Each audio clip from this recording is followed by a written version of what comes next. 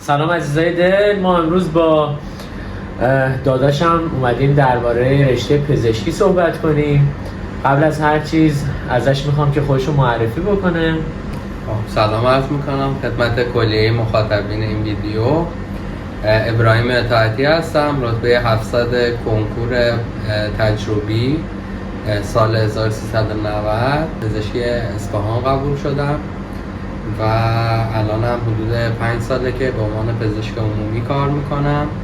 کنکورم هم از شهر اهواز یعنی منطقه 2 دادم. یه نکته مهمی که همینجا باید بهتون بگم اینه که رو همین روالی که ما سوال میکنیم، من سوال میکنم از ابراهیم، شما هم از این افراد سوال کنید، یعنی همین سوالا رو بپرسید. و نکته مهم اینه که از افرادی سوال بپرسید که حداقل 4-5 سال وارد بازار کار شدن، نه 4 تا دانشجویی که فقط تو حال و هوای دانشجویی هستن، تا حالا به درآمدزایی تو اون رشته نرسیدن، به سختیاش نرسیدن، فقط دارن از دور میگن فلان رشته خوبه یا بهمان رشته بده. این اتفاق بیفته. اولین سوالی که من دارم از شما اینه که یه توضیح درباره چارت تحصیلی رشته پزشکی بده. بگو هر ترم، هر سال چند سال درس میخونن، بعد هر سال هم چه درسایی میخونن که بچه‌ها با حال هوای پزشکی آشنا بشن. خیلی هم مختصر. ببینیم بچه‌ها، دوره پزشکی 7 ساله که 5.5 سالش فقط بحث تدریسه، 1.5 سالش میشه 1.5 سال آخر، 18 ماه آخر اینترنی یا کارآموزیه. توی قسمت اول 1 سال اول که فقط علوم پایه هستن، حالا درسای آناتومی، فیزیولوژی، زبان عمومی، زبان تخصصی، ادبیات فارسی، این درسایی که همه رشته ها دارن، یعنی همه رشته علوم پزشکی، داروسازی، دندون پزشکی، پرستاری، تقریبا همشون علوم پایه رو دارن و این با خیلی از رشته‌های دیگه مشترکه. سال دوم و 1 ترم بعد از اونم به همین منوال، یعنی 2.5 سال اول رشته پزشکی تو همه دانشگاه کشور علوم پایه هست. بعد از اون 1 دوره 1 ساله هست به نام فیزیوپاتولوژی. توی این دوره ما دروس ماژور رو، یعنی داخلی، زنان، اطفال، جراحی عمومی که بهش میگن دروس ماژور، این دروس رو فقط به صورت تئوری، فقط به صورت تئوری یاد میگیریم. بعد از اون کارآموزی تو بیمارستان شروع میشه. کارآموزی تو بیمارستان هم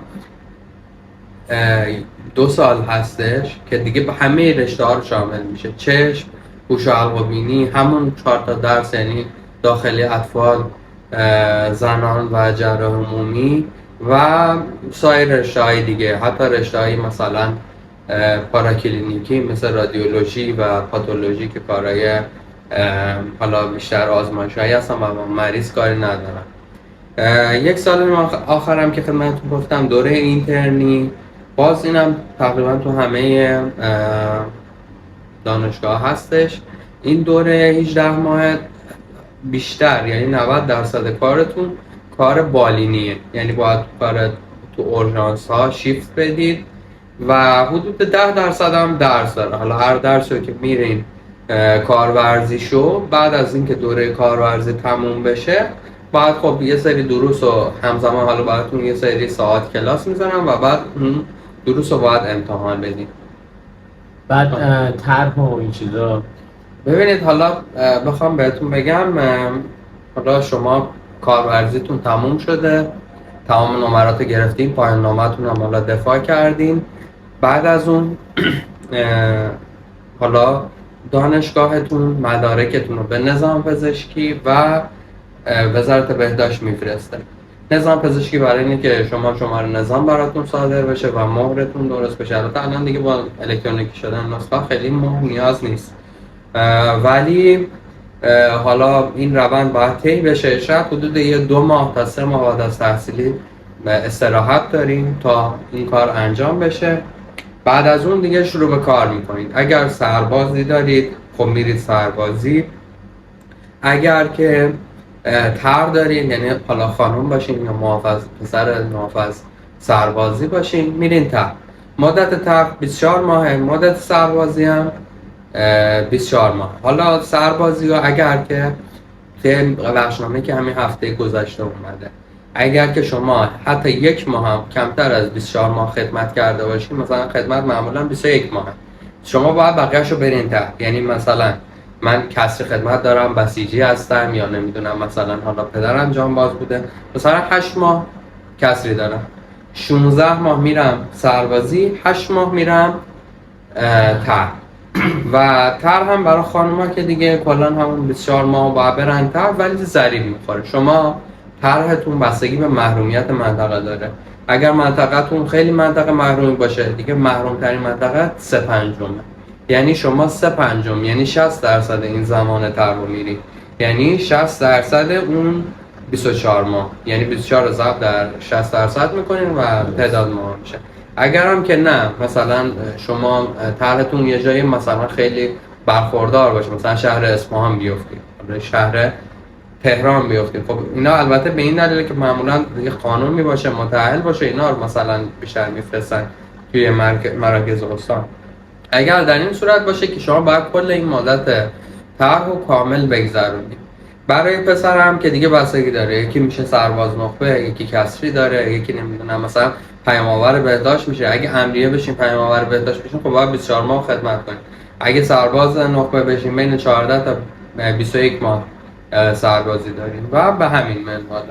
سوال بعدی اینه که این مدرکایی که هست، مثلا پردیس داریم، آقا طرف تعهدیه، نمیدونم آزاده، اینا ارزش مدرکاشون با هم دیگه فرق میکنه؟ اگه فرق میکنه برای کجاها فرق میکنه؟ برای اپلای فرق میکنه؟ برای نمیدونم سازمان‌ها و بیمارستان‌ها فرق میکنه؟ یا اصلا فرق نمیکنه؟ چی به چیه؟ اینو به من بگو. ببین، اون چیزی که من برام ثابت شده با توجه به اینکه بچه‌هایی که مهاجرت کردن و همکلاسی‌ها و دیدم و بچه‌هایی که استخدام شدن، واقعیت اینه که نه، هیچ تفاوتی نداره. یعنی شما فقط کافی مدرک رو بگیرین. اگر شما دانشگاه آزاد باشین، پردیس باشین یا دولتی باشین، مهم برای اون سازمان استخدام کننده اینه که شما تو آزمون چطور عمل میکنین، بومی هستین یا نه، سهمیه حالا ایثارگری دارید یا نه، حالا بس سهمیه های دیگه حالا که خیلی برای پزشکی صادق نیستن، مثلا معلولیت یا هر چیزی. شما فقط باید تو اون آزمون نمره بگیرین، فقط کافیه مدرک باشد که یه دانشگاهی باشه که مدرک رو به شما بده. برای خارجم اصولا شما فقط اون کشوری که میبینه، مثلا حالا برفرض شما مدرک رو ترجمه میکنین، مدرک پزشکی میخوان مثلا برای کشور آمریکا بفرستین، خب اونا که اصلا نمیدونن پردیس چیه، اونا که نمیدونن آزاد چیه، اونا خودشون سیستم خودشون رو دارن دیگه. ایران رو اصلا در اون حدی نمیدونن که حالا بخوان مثلا بگن که حالا این دانشگاه با اون دانشگاه چقدر فرق داره، این مدرک با اون مدرک.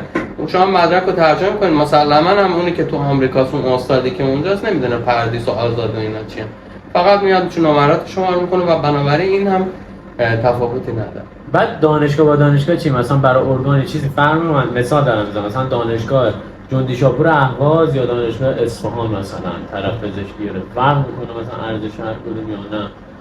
برای ارگان‌های ایران برای هر کی هست. نه دیگه، اونم که اول گفتم اونم فقط بستگی به آزمونتون داره. خب بعد پس حالا بزنه تو مدرکم پردیس یا نزنه تو مدرکم پردیس فرقی هم نمیکنه؟ نه واقعا. یه سری جاها هم تو صحبتی که کردیم یه سری جاها میزنن، امکان داره بزنن، دانشگاه با دانشگاه فرق کنه، بزنن پردیس خونده، یه سری جاها نزنن دیگه، درسته یا نه؟ بله. بعد چه گرایشایی، حالا گرایش که مال بچهای لیسانس و این چیزاست، ولی مثلا حالا برای پزشکی خود تخصص میاد واسه چه گرایشایی داریم؟ هر کدوم یه مختصر خیلی ریز. خب اولی که شما فارغ التحصیل میشین، شما به عنوان پزشک عمومی فارغ التحصیل میشین. بعد همون 7 ساله. بله، بعد 7 سال. حالا اینجا 2 تا راه پیش روتون دارید. میخواین پزشک عمومی بمونین یا میخواین برین تخصص. اگه بخواین پزشک عمومی بمونین که خیلی کارا میشه کرد. میشه پزشک بهداشت بشین، میتونین پزشک بیمارستان اورژانسا بشین، از ارگان‌های مختلف، تامین اجتماعی هست، نمیدونم درمانگاه خصوصی هستن، نمیدونم وزارت بهداشت هست، همه اینا هستن. میتونید تو همه اینا کار کنید، هر جایی، هر کلینیکی، هر درمانگاهی، هر بیمارستانی، حتی مثلا زندان ها بهداری دارن دیگه. شما میتونید برید تو زندان کار کنید، میتونید برید تو دکلای نفتی، برید پزشک دکلا باشین، یا رو کشتی های حالا نفتکش. خب اینا همشون پزشک عمومی نیاز دارن. میتونیم بریم تو کار زیبایی که خیلی الان میرن کار تزریق ژل، بوتاکس و این کارها. میتونین یه کلینیک تأسیس کنین. میتونین برین تو کار مدیریتی. خیلی از مدیران ما پزشک عمومی هستن، رؤسای حالا مثلا قسمت‌های مختلف دانشگاه، شبکه‌های بهداشت. میتونید کارهای مختلفی، میگم خیلی حیطه بزرگی داره، از یه کاری مثل مدیریت که کلا حالا بحث با بیمار نداره تا یه کاری میشه پزشک اورژانس. همه این کارا رو میتونیم با یه پزشک عمومی انجام بدیم. خب این خیلی هیتش گسترده تره تا مثلا بقیه رشته. برای بقیه رشته ها بخوایم بگیم، ببینید رشته ها خب تقسیم بندی مختلف دارن. یه رشته ها ماژورن، یه رشته ها مینورن. مثلا ماژور که همون گفتم داخلی، اطفال، جراحی عمومی و زنان. این 4 تا رشته مادر هستن و هر کدومشون فوق تخصص خیلی زیادی دارن. مثلا جراحی آدم، مثلا شما میرین 4 سال تخصص جراحی میخونین، جراحی عمومی. بعد از اون میتونین برین تو کار جراحی پلاستیک، جراحی سرطان، جراحی سینه، جراحی حالا کولورکتال، جراحی مختلف. یا مثلا میتونین برین کودکان، برین گوارش کودکان، نورولوژی. اینا همون مال ماژورا بودن. بله. و زنان فوق تخصصهای دیگه‌اش و حالا طب داخلی که مثلا گوارش هست، کلیه هست. رشته‌هایی هستن که کلاً با بیمار در ارتباط نیستن، تو بحث تشخیص هستن. مثل رادیولوژی که مثلا حالا تفسیر تصاویر رو انجام میدن، مثلا سی تی ام آر آی. تخصص رادیولوژی. بله، تخصص رادیولوژی، تخصص پاتولوژی که لامای میکروسکوپی رو میبینن. و طبای داخلی دیگه هم هستن، مثلا طب فیزیکی که کار توانبخشی انجام میدن، طب سالمندان، طب ورزشی که میتونن به استخدام تیم‌ها در بیان، تیم‌های ورزشی. طب سالمندان هم هست و دیگه خدمتتون عرض کنم رشته‌های جراحی زیادی هست. چشم که از رشته‌های خیلی تاپ هست، ارتوپدی از رشته‌های تاپ هست، جراحی مغز و اعصاب و جراحی گوش و حلق و بینی. همه اینا رشته. بعد تا چه مقطعی امکان ادامه تحصیل؟ یعنی مثلا شما بگو 7 سال اونه، بعد تخصص انقدر و فوق انقدر. البته میدونم فکر کنم سالاشون فرق میکنه. بله. آره اینا رو ببین خب اولا که دیگه بیشترین حالت مثلا میگم که برای مثلا اینه که شما برین جراح مغز و اعصاب. این طولانی ترینه. مثلا اطفال 3 ساله. خب یعنی عمومیش 7 سال، 3 سال تخصص اطفال. بعد فوقش 4 سال. فوقا همه 4 ساله. یعنی فوقا اکثرا 4 سال هستن. و مثلا اطفال 3 ساله، طب اورژانس 3 ساله، طب فیزیکی 3 ساله. ولی مثلا رشته‌های دیگه اکثرا 4 سالن، بجز رشته مغز و اعصاب، جراحی مغز و اعصاب که 5 ساله. و بعد فوق تخصصشون هم 3 الی 4 سال هستن. بعضی رشته‌ها فوق دارن، بعضی ندارن. اونایی که فوق ندارن فلوشیپ دارن، یعنی مثلا یه فلوشیپ 1 ساله میری شما میگذرونی زیر نظر یه استاد و اون فلوشیپ هم. معادل همونه تقریبا؟ نه معادل نیست. ببینید فوق تخصص آزمون داره، این کنکور، این کنکور تخصص. شما تخصص عمومی که خوندی یه کنکور داره، تخصص کنکور خیلی سخت است. کنکور عادی هم سخته، کنکور معمولی همین برای دبیرستان. بله کنکور سرسری. اون کنکور تخصص هم که شما بدین برای فوق تخصص هم یه کنکور دیگه داره. اونم به اندازه تخصص سخته؟ نه اون دیگه خب به هر حال تعداد کمتره، راحت‌تره، رقابت خیلی کمتره تا کنکور. یعنی حالا شما گفتی 7 سال اونجا، در من 8 سالم بعدش یه 2 سالم سربازی، در من 17 سال میشه. بله. البته میتونی سربازی طرح تو بعد تخصص بری. آره. خب سوال بعدی اینه که آیا میتوانید بعد از فارغ التحصیلی یک کسب و کاری برای خود راه بندازی؟ به چه صورت؟ با چه قوانین مقرراتی؟ با چه سرمایه‌ای؟ ببین اگر که بخوای کسب و کار راه بندازی، یعنی مطب بزنی یا کلینیک راه بندازی، پس اولی سرمایه است. خب به هر حال تو یه سرمایه‌ای باید داشته باشی.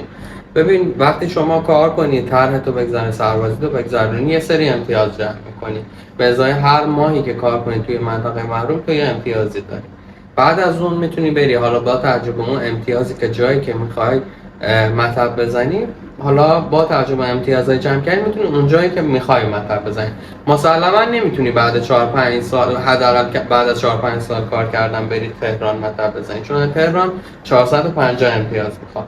ولی شهرهای دیگه مثل اهواز، اصفهان، شیراز که بخشید میشه. 250 امتیاز میخوان، میتونی برای 2-3 سال کار کردن مطب بزنی. ولی این تو کلمه امتیاز که گفتی مثلا چقدرش چه امتیازی بهت میده، مثلا چه جوریه؟ ببین بستگی به جایی داره. اگه مثلا تو این جایی مثال بزن مثلا میگم مثلا من توی باغ ملک خوزستان که کار کردم حدودا سالی 125 امتیاز جمع کردم. یعنی با 2 سال کار کردن توی باغ ملک خوزستان میتونی یه مطب بزنی تو اصفهان یا شیراز، اهواز.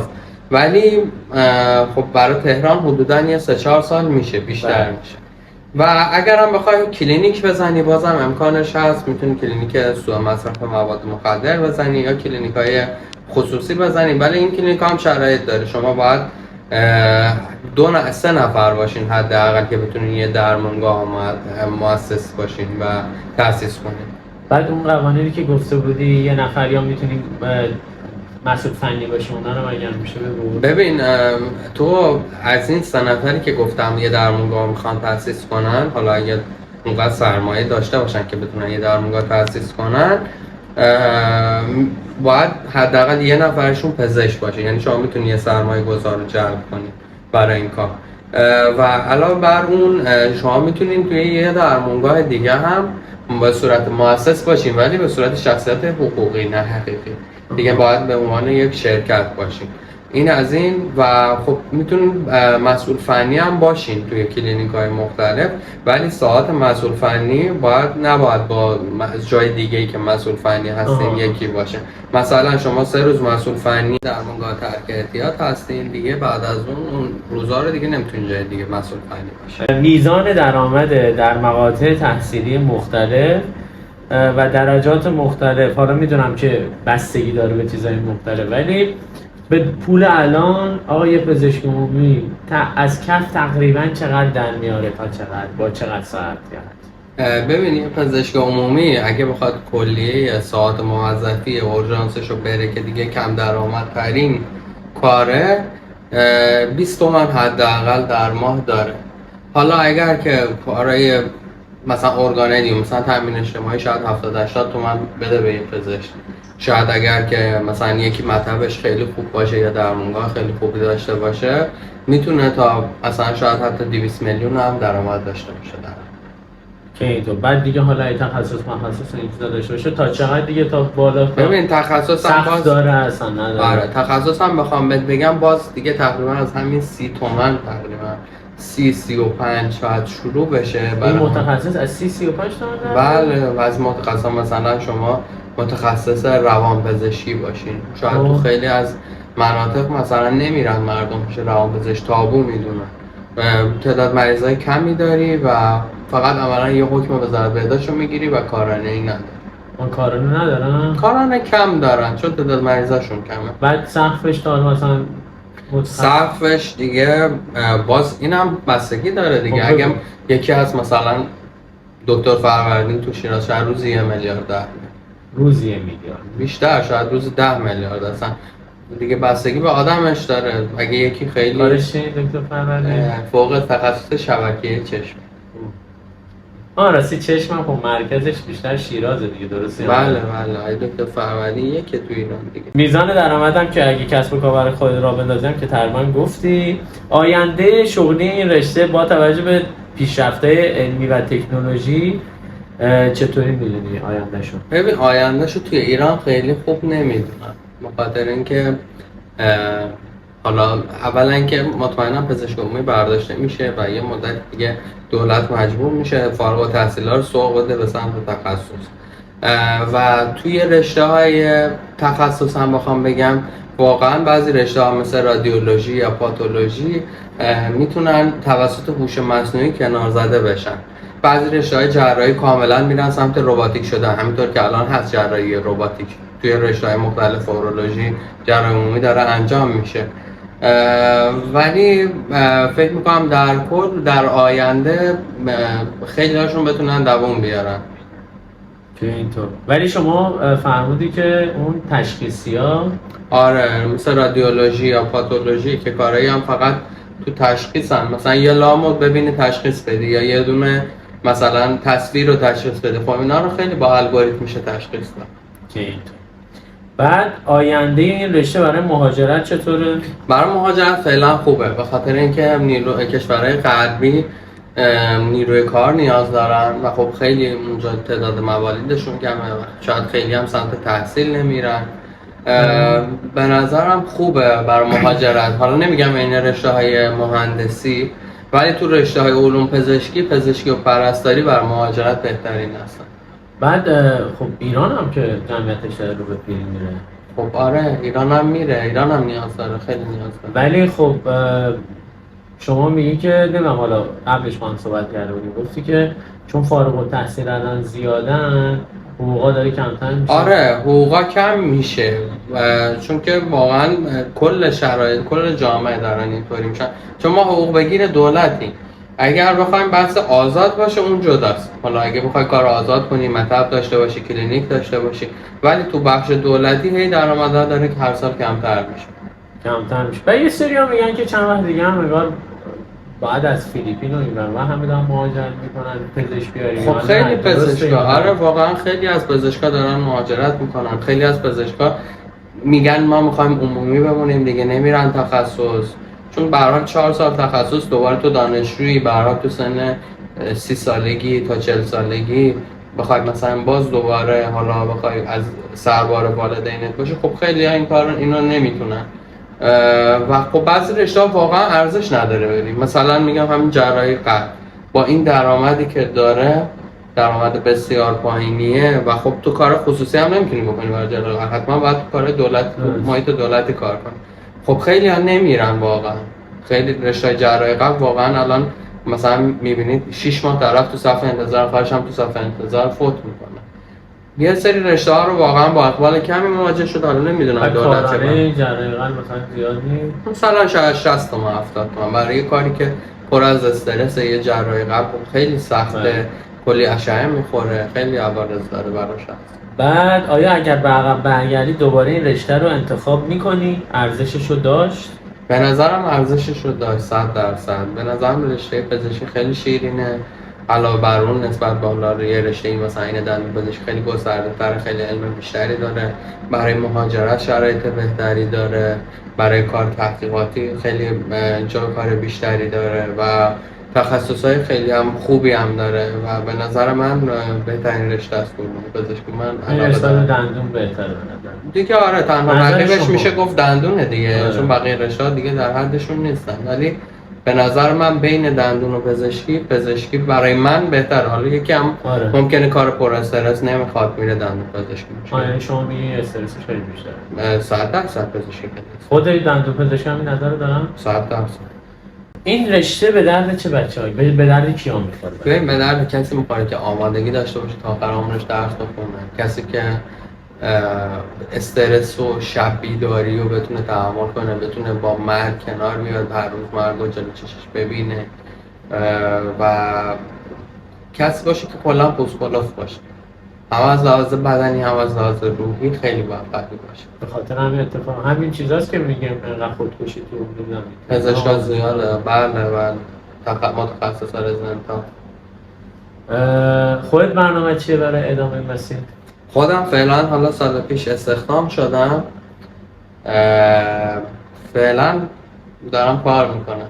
برای مهاجرت چیزی؟ مهاجرتم حالا در نظر دارم، ولی نه کشور خاصی، و اگر که شرایطش مهیا بشه چرا که نه. دست در نکنه.